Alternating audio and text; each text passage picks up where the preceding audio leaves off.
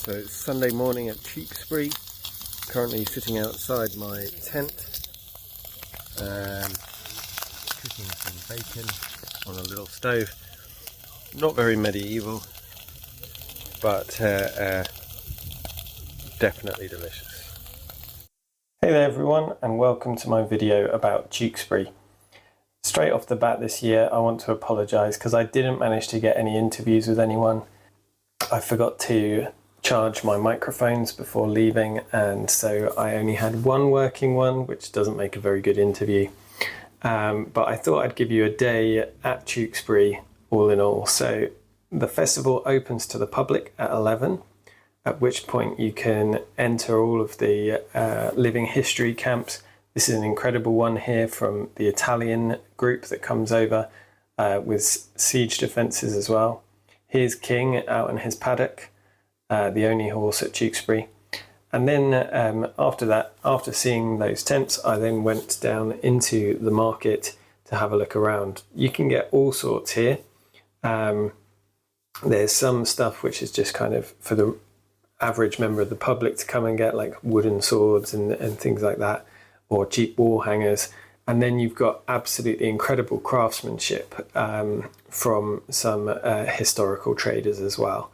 So this is Allison and Hugh's handmade things. They make everything on the stall themselves, the wooden chests, the leatherwork, and it really is amazing stuff. I've actually got some of their chests myself. I got chatting to the guy from this stall here called the Copper Elf. His name's John, and he actually has his own YouTube channel where he shows himself making all of these incredible historical designs, all of these items, and he makes them all authentically, as they should be. There's pottery from Jim the Pot, and of course Todd was there again. Yeah, had a good chat with him, but unfortunately, like I said, I couldn't record it. He's got some new swords available, which hopefully I'll be able to have a bit of a chat with him about when we're both at fight camp later this year. This is a Swiss Degen, which is a Swiss short sword with an interesting style of handle.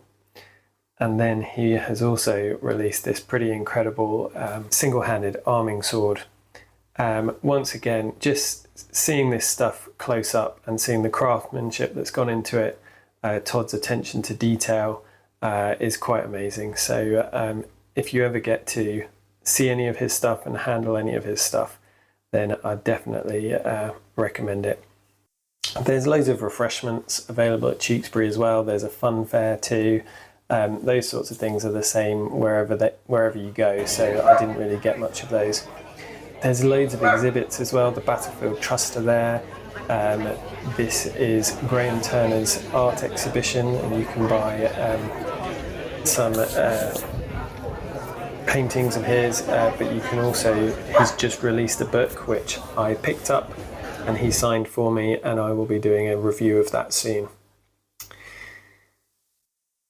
People always are a bit interested in how you get armoured up, and so I did do a time lapse of that. Unfortunately, my phone ran out of battery halfway through, and that's because on that particular day that I was filming this, we gave ourselves an hour to armour up. Now, part of the reason for that is because the heat was such that we had to acclimatise to the amount of clothes that we were wearing over a longer period of time. Both Nick and I find that is a much kinder to ourselves, to take a longer time over it, put on a little bit, allow ourselves to warm up, rather than chuck it all on in 20 minutes, which is possible, but then really feel the effect of the change of heat. My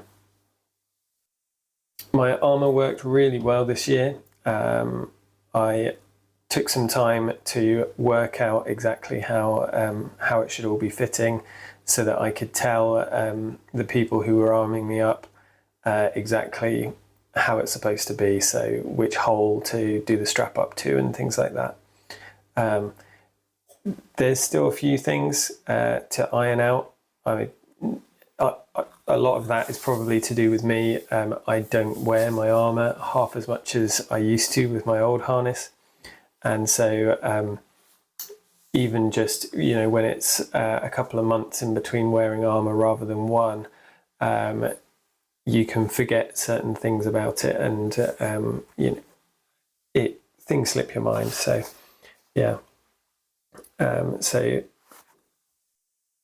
I did manage to get some footage with Mitch of the Feared from Instagram. He's been on the freelance before, and we both have English armours that are made by Art of Steel from Ukraine, and we decided to get some photos together, but also to check the mobility of our different armours and see, have a bit of a comparison.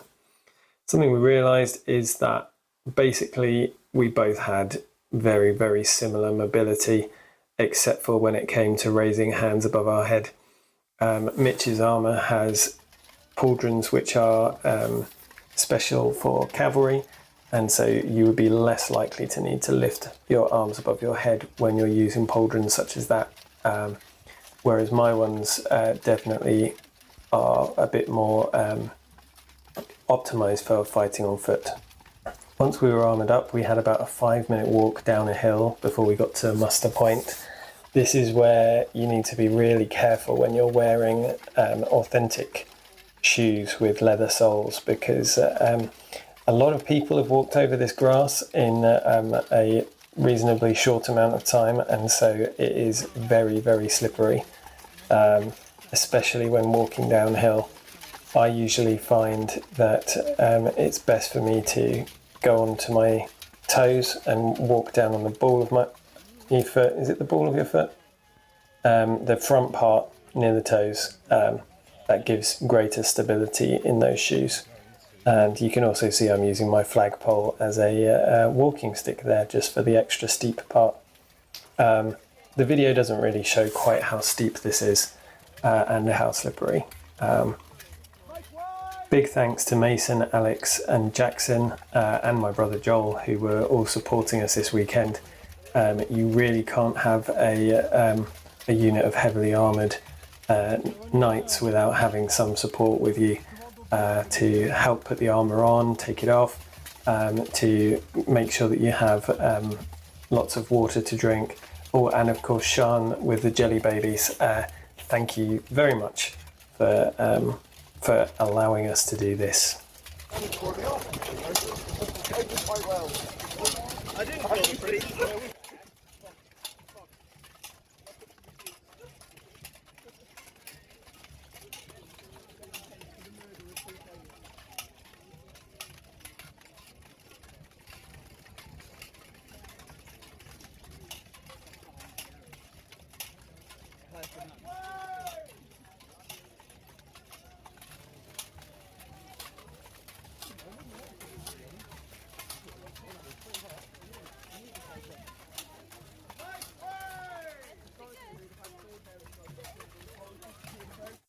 We eventually got to the muster point where we met up with Matt, Drukinefel and Rob, who formed the rest of our little crew. On the Saturday, I don't have any photos of this, but there were a few more from Schola Gladiatoria as well, who joined us there and formed the bodyguard for Nick this year. Nick was playing the Duke of Gloucester, Richard, who later became Richard III. And so he was in charge of the entire left flank of the Yorkist army, and it was our job as his bodyguard to make sure that he survived the battle.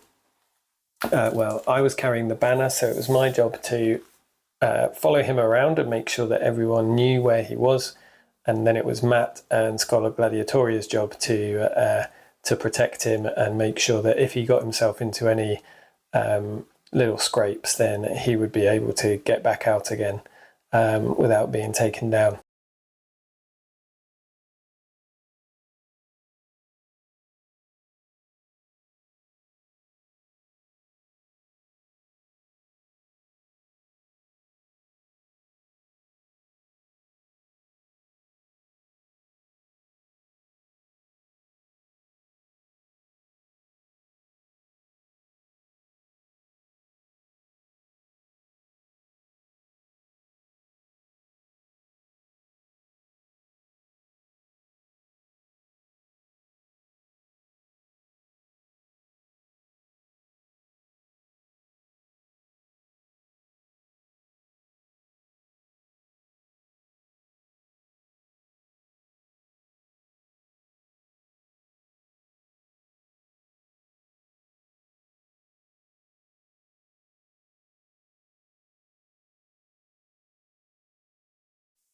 Well, that's it. After each day, the battle ended and it was time to go all the way back up the hill.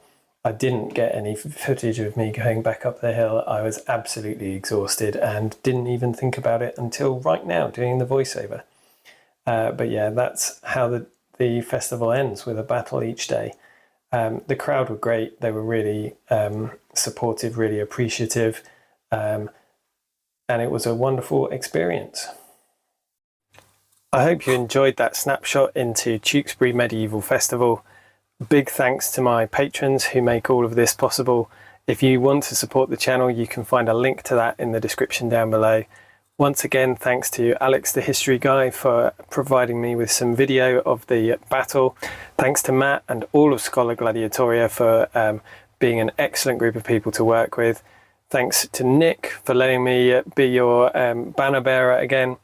And to all of the support that allowed us to attend. And of course, that is just the start, because there's so much that goes on with Tewkesbury Medieval Festival, so many volunteers that make it happen.